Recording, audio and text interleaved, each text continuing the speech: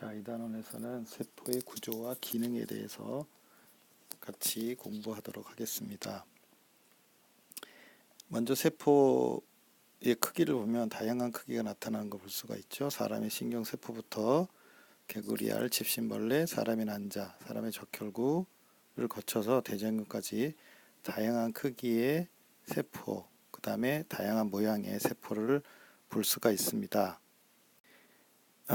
이렇게 다양한 크기와 모양의 세포가 있긴 하지만 각 세포들이 가지고 있는 특징이 동일한 특징들이 있는데 세 가지 특징이 있습니다. 첫 번째는 유전 물질을 가지고 있다는 것이고요.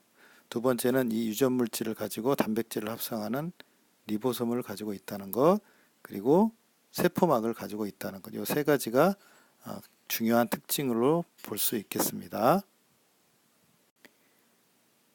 이런 세포는 크게 또 두 가지로 나눠볼 수 있는데, 첫 번째는 원핵세포, 두 번째는 진핵세포가 있습니다. 원핵세포는 핵과 세포 소기관이 없는 것이 가장 큰 특징이라고 볼 수 있고요. 그 다음에 유전 물질은 그 세포 소기관이 없기 때문에 세포질의 특정 부분에 풀어져 있고 리보솜과 다양한 효소가 포함되어 있는 아주 단순한 구조입니다. 그래서 원핵세포는 보통 크기가 1에서 10 마이크로미터 정도로 아주 작은 것을 볼 수 있고요. 그 다음에 특별히 이 세균들이 원핵세포에 많이 포함이 되어 있는데 세포막의 바깥에 세포벽이 둘러싸고 있는데 이 세포벽은 특히 펩티도글리칸이라는 성분으로 되어 있어서 진핵세포, 그러니까 식물의 세포벽과 다른 성분을 가지고 있습니다. 반면에 진핵세포는 핵과 세포 소기관이 있는 것을 진핵세포라고 얘기하고요. 다양한 세포 소기관이 있고 진핵세포 크기는 보통 10에서 100 마이크로미터 정도로 원핵세포보다는 상당히 큽니다. 우리 주변에서 볼 수 있는 대부분의 생물체는 진핵세포로 되어 있고 반면에 원핵세포는 보통 세균인데 세균들 같은 경우 세포벽뿐만 아니라 세포막의 바깥쪽에 피막으로 둘러싸여 있는 것도 볼 수 있습니다. 그래서 모양을 보면 원핵세포는 유전 물질과 그죠? 그 다음에 세포막, 리보솜 이런 특징이 있고 진핵세포도 세포막, 리보솜, 유전 물질 그래서 공통적인 특징을 가지고 있는 것을 볼 수가 있겠습니다. 자, 진핵세포의 동물세포 구조가 이렇게 생긴 거 볼 수가 있는데 핵, 그 다음에 세포막, 세포골격, 그 다음에 중심체, 리소좀, 그 다음에 소포체, 미토콘드리아, 골지체 이런 것들을 볼 수가 있습니다. 식물세포의 경우도 보면 핵, 리보솜, 그 다음에 소포체, 골지체, 미토콘드리아, 엽록체, 세포막, 세포벽 이렇게 있는 걸 볼 수 있고요. 액포도 있죠. 이 중에서 엽록체가 식물세포가 가지고 엽록체하고 세포벽이 식물세포가 가지고 있는 동물세포와 다른 특징이라고 볼 수 있겠습니다. 자, 세포 내 소기관을 구체적으로 살펴보면 첫 번째로 단백질 합성과 가공과 운반과 관련된 세포 내 소기관을 볼 텐데요. 이것과 관련된 세포 내 소기관으로는 핵, 리보솜, 소포체, 골지체 이런 세포 소기관이 관여하는 것을 볼 수 있습니다. 그래서 이 단백질은 핵의 유전 정보에 따라서 리보솜에서 합성되고 소포체와 골지체에 의해서 가공되어 운반되는 것을 볼 수가 있습니다. 그 중에 중요한 것으로 핵의 구조를 보면 다음과 같이 생긴 걸 볼 수 있는데 핵은 핵막이 있고 핵막 부분이 있고 그 다음에 안쪽에 인이 있고 그 다음에 염색사, 유전물질이 있는 염색사 부분으로 볼 수 있습니다. 특히 핵막은 외막과 내막으로 되어 있는 이중막으로 되어 있고요. 그 다음에 그 안에 중간중간에 핵광이 구멍이 뻥뻥 뚫려서 세포 안팎으로 물질이 이동하는 걸 볼 수가 있겠습니다. 인에서는 rRNA 만들고 염색사에서는 유전물질이 있는 걸 볼 수가 있겠죠. 그래서 핵 속에는 유전물질인 DNA가 들어있는 것을 볼 수 있고요. 그래서 이 유전물질이 단백질, 다양한 단백질들을 합성하기 때문에 세포의 구조와 기능을 결정하는 굉장히 중요한 역할을 합니다. 그래서 아까 얘기했듯이 핵막이 있고 그 다음에 핵막 안에는 염색사하고 인이 있는데 이중막으로 되어 있고요. 중간에 구멍이 뚫려 있습니다. 핵곡은 핵막과 세포 사이에 물질이 출입하는 통로이고요. 염색사는 DNA와 단백질로 이루어져 있고 세포 분열이 시작되면 염색체가 됩니다. 인 같은 경우는 리보솜 RNA가 합성되어서 리보솜 합성에 관여하는 것을 볼 수가 있겠습니다. 그러면 여기서 핵이 굉장히 중요한데 핵이 얼마나 중요한지에 대해서 하는 실험은 여기에 보면 삭간말을 가지고 하는 실험을 볼 수가 있겠습니다. 삭간말은 여기 보다시피 갓, 자루, 헛뿌리 이렇게 세 부분으로 되어 있는데 갓 모양에 따라서 M형, 그 다음에 C형 이렇게 나눠볼 수가 있겠습니다. 첫 번째 실험을 보면 갓과 그 다음에 자루 부분, 뿌리 부분을 절단을 해서 M형과 C형을 서로 교차해서 준 것을 볼 수가 있는데 M형 같은 경우는 보면 이 뿌리 부분이 C형이 여기가 C형이면 갓도 C형이 생겼고 뿌리 부분이 M형이면 갓도 M형이 생겼습니다. 이건 뭘 얘기하냐면 핵에 따라서 갓의 모양이 결정된다라는 것을 알 수 있는 그런 실험이라고 볼 수 있고요. 두 번째 실험에서는 그러면 C형과 M형의 헛뿌리를 같이 결합했을 경우에 이렇게 결합했을 경우에는 어떻게 나올 거냐라고 예상을 해볼 수 있는데 여기는 C형과 M형이 함께 섞여서 나오는 그런 결과를 가져오게 되겠습니다. 다음으로 리보솜을 생각할 수 있는데 리보솜은 알갱이 모양의 작은 세포 소기관인데요. 막으로 쌓여 있지 않는 게 굉장히 특징입니다. 그래서 RNA와 단백질로 구성되어 있고요. 이 큰 부분과 작은 부분 두 개로 나뉘어져 있고 리보솜이 하는 역할은 DNA 유전 정보에 따라서 단백질을 합성하는 역할을 합니다.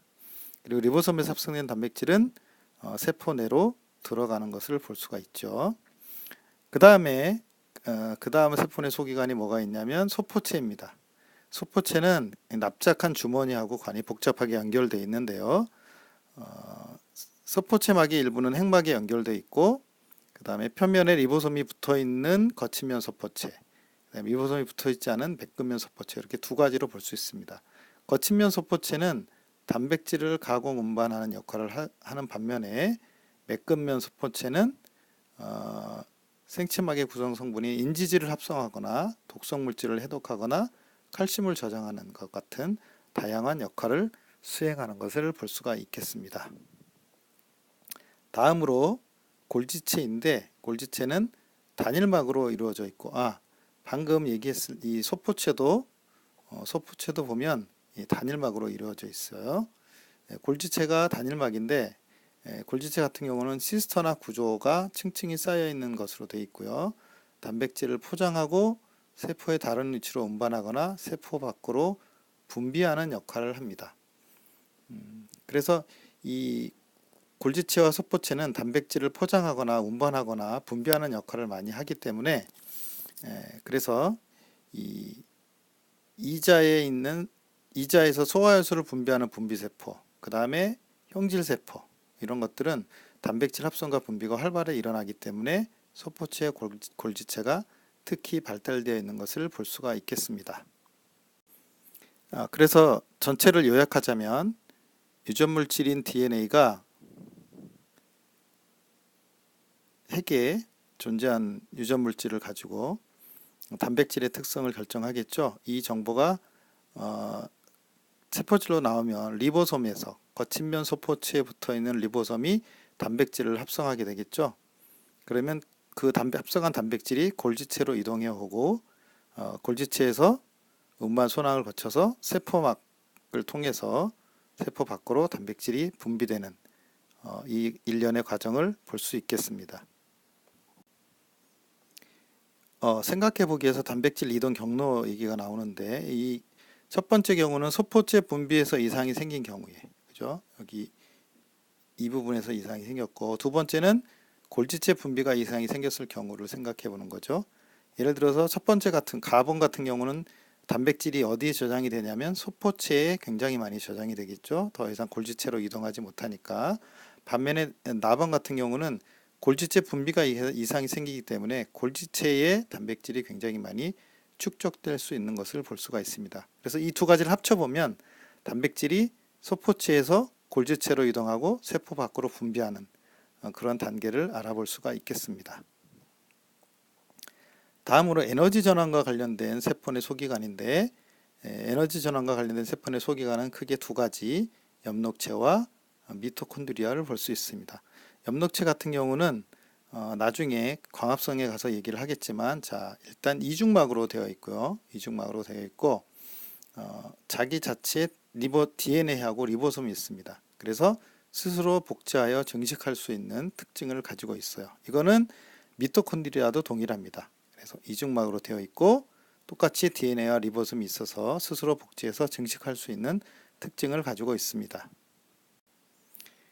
미토콘드리아 같은 경우는 특별히 이 크리스탈한 또 안쪽에 구조를 가지고 있고 여기 DNA하고 리보솜이 있어서 그죠? 스스로 복제, 증식할 수 있는 특징이 있겠습니다.